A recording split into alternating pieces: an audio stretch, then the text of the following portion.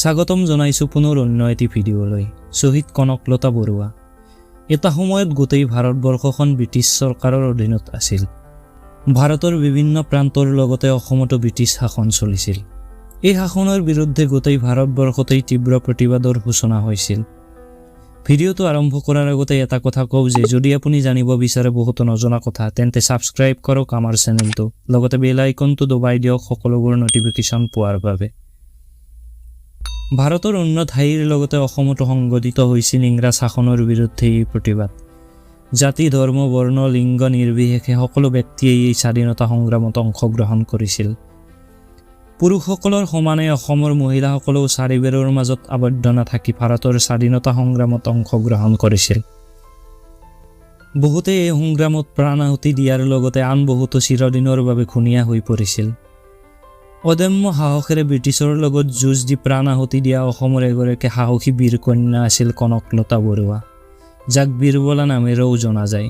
কনকলতা বৰুৱা আছিল অসমৰ এগৰাকী মহান মহিলা যোদ্ধা, যিয়ে বিদেশী শক্তিৰ পৰা দেশক ৰক্ষা কৰাৰ বাবে যুঁজ দিছিল।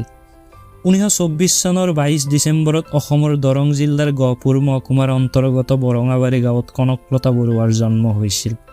তেওঁৰ পিতৃ মাতৃৰ নাম আছিল কৃষ্ণকান্ত বৰুৱা আৰু কনকেশ্বৰী বৰুৱা। তেওঁৰ দেউতাক আছিল পেছাত এজন খেতিয়ক। ককাক ঘনাকান্ত বৰুৱা আছিল দৰঙৰ এজন বিখ্যাত চিকাৰী। তেওঁৰ পূৰ্বপুৰুষসকল সোণোৱাল ৰাজ্যৰ দলাকাষৰীয়া বৰুৱা ৰাজ্যৰ আছিল। তেওঁলোকে দলাকাষৰীয়া উপাধি ত্যাগ কৰি বৰুৱা উপাধি বজাই ৰাখিছিল। কনকলতা বৰুৱা সৰু থাকোঁতেই মাতৃৰ মৃত্যু হৈছিল আৰু দেউতাকে দ্বিতীয় বিবাহ কৰাইছিল। সেয়েহে ঘৰৰ সকলো দায়িত্ব তেওঁৰ ওপৰতেই পৰিছিল। কনকলতা বৰুৱাই মাত্ৰ 3য় শ্ৰেণীলৈকেহে স্কুললৈ গৈছিল। তেওঁ সৰু ভাই ভনী দুটাৰ যত্ন ল'বৰ বাবে স্কুল যোৱা বন্ধ কৰি দিছিল। কনকলতা বৰুৱাই বৰঙাবাৰী বিদ্যালয়ৰ পৰা প্ৰাথমিক শিক্ষা লাভ কৰিছিল। তেওঁৰ অসহায় স্থিতিৰ বাবেই তেওঁ শৈশৱৰ পৰাই এক দায়িত্বশীল জীৱন যাপন কৰিছিল। সেইবাবেই তেওঁ দেশ ৰক্ষাৰ হকেও এক গুৰুত্বপূৰ্ণ দায়িত্ব গ্ৰহণ কৰিছিল আৰু 17 বছৰ বয়সতেই তেওঁ দেশৰ স্বাধীনতা সংগ্ৰামত যোগদান কৰিবলৈ অনুপ্ৰাণিত হৈছিল। কনকলতা বৰুৱাই আজাদ হিন্দ ফৌজত যোগদান কৰিব বিচাৰিছিল, কিন্তু তেওঁ নাবালিক হোৱাৰ বাবে আজাদ হিন্দ ফৌজত যোগদান কৰিব নোৱাৰি পিছত মৃত্যু বাহিনীত যোগদান কৰে। মৃত্যু বাহিনীত কনকলতা বৰুৱাৰ যোগ্যতা দেখি তেওঁক বাহিনীৰ মহিলা কেডাৰ হিচাপে ৰখা হৈছিল। 1942 চনত সমগ্ৰ ভাৰতত ভাৰত ত্যাগ আন্দোলনৰ সূচনা হৈছিল। মুম্বাইত অনুষ্ঠিত হোৱা কংগ্ৰেছৰ জাতীয় অধিৱেশনত মৌলানা আব্দুল কালাম আজাদৰ সভাপতিত্বত ভাৰত ত্যাগ প্ৰস্তাৱ গৃহীত কৰা হৈছিল। এই প্ৰস্তাৱৰ জৰিয়তে ব্ৰিটিছ চৰকাৰক সকীয়াই দিয়া হৈছিল যে ভাৰত ত্যাগ নকৰিলে সমগ্ৰ দেশজুৰি গঢ়ি তোলা হ'ব গণ আন্দোলন। এই সংগ্ৰামৰ মূল মন্ত্ৰ আছিল কৰিম বা মৰিম। গোটেই ভাৰতবৰ্ষতেই এই গণ আন্দোলনৰ সৃষ্টি হৈছিল। বিশেষকৈ এই সংগ্ৰামৰ মূল মন্ত্ৰ কৰিম বা মৰিম বাণী অসমৰ জনতাৰো হৃদয় স্পৰ্শ কৰিছিল। সেইবাবেই 1942 চনৰ 20 ছেপ্টেম্বৰত মৃত্যু বাহিনীয়ে সিদ্ধান্ত লয় যে তেওঁলোকে গহপুৰ আৰক্ষী থানাত ৰাষ্ট্ৰীয় পতাকা উত্তোলন কৰিব। সেই মৰ্মেই নিৰস্ত গাঁওবাসীয়ে হাতত জাতীয় পতাকা লৈ এক বিশাল শোভাযাত্ৰা আৰম্ভ কৰে। মৃত্যু বাহিনীৰ সদস্যসকলে ৰাষ্ট্ৰীয় পতাকা উৰুৱাবলৈ আৰক্ষী থানাৰ ফালে আগবাঢ়িছিল। সেই বিশাল শোভাযাত্ৰাৰ নেতৃত্ব বহন কৰিছিল কনকলতা বৰুৱাই।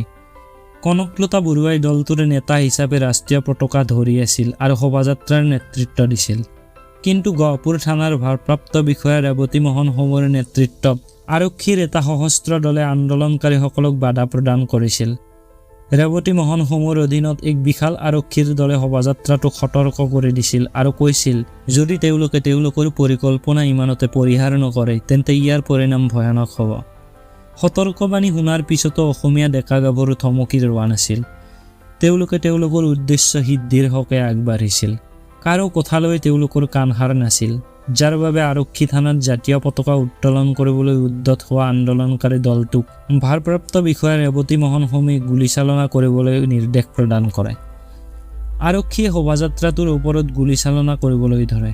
শোভাযাত্ৰাটোৰ সন্মুখত হাতত পতাকা লৈ থকা কনকলতা বৰুৱাৰ বুকুত গুলী লাগে। থিতাতেই কনকলতা বৰুৱা ঢলি পৰে, কিন্তু তেওঁ নিজৰ হাতৰ পৰা পতাকাখন মাটিত পৰিবলৈ নিদিয়ে। কনকলতা বৰুৱা ঢলি পৰাত তেওঁৰ সংগী মুকুন্দ কাকতিয়ে তেওঁৰ পৰা পতাকাখন লৈ আৰক্ষী থানাৰ ফালে আগবাঢ়িছিল। পিছত মুকুন্দ কাকতিকো আৰক্ষীয়ে গুলীয়াই হত্যা কৰে। ইয়াৰ উপৰিও গুৰুতৰভাৱে আহত হৈছিল একে শাৰীতে থকা বহুতো লোক। অৱশ্যে এই উত্তেজনাময় পৰিৱেশৰ মাজতে কলাবাৰীৰ ৰামপতি ৰাজখোৱাই পাছফালৰ পৰা উঠি গৈ গহপুৰ থানাত পতাকাখন উৰুৱাবলৈ সক্ষম হয়। মৃত্যুৰ সময়ত কনকলতা বৰুৱাৰ বয়স আছিল মাত্ৰ 17 বছৰ। এয়াই আছিল বীৰ নাৰী মুক্তিযোদ্ধা কনকলতা বৰুৱা। ভাৰতবৰ্ষৰ স্বাধীনতা সংগ্ৰামৰ ইতিহাসত নিজৰ নাম সোণালী আখৰেৰে লিখি যোৱা সাহসী গাভৰু কনকলতা বৰুৱা, যিয়ে দেশৰ স্বাৰ্থত প্ৰাণ আহুতি দিবলৈও কুণ্ঠাবোধ কৰা নাছিল, যাৰ নামত আজি আমি প্ৰতিজন অসমীয়াই গৌৰৱবোধ কৰোঁ। কনকলতা বৰুৱা হ'ল সাহসৰ অন্য এটা নাম। তেওঁ হ'ল ভাৰতীয় স্বাধীনতা সংগ্ৰামৰ লগতে অসমৰ প্ৰথম মহিলা শ্বহীদ। তেওঁৰ নামেৰে 1998 চনত অসমত কনকলতা মহিলা আৰবান কোঅপাৰেটিভ বেংক লিমিটেড উত্তৰ পূৰ্বাঞ্চলৰ প্ৰথমটো মহিলা বেংক স্থাপিত কৰা হৈছিল। আপুনি বাৰু জানেনে, ৰাষ্ট্ৰীয় পৰ্যায়ত সন্মান জনাই ভাৰতীয় উপকূলৰক্ষী বাহিনীৰ ফাৰ্ষ্ট পেট্ৰল জাহাজ ICGS কনকলতা বৰুৱা, যাক কনকলতা বৰুৱাৰ নামেৰে নামাংকন কৰা হৈছে।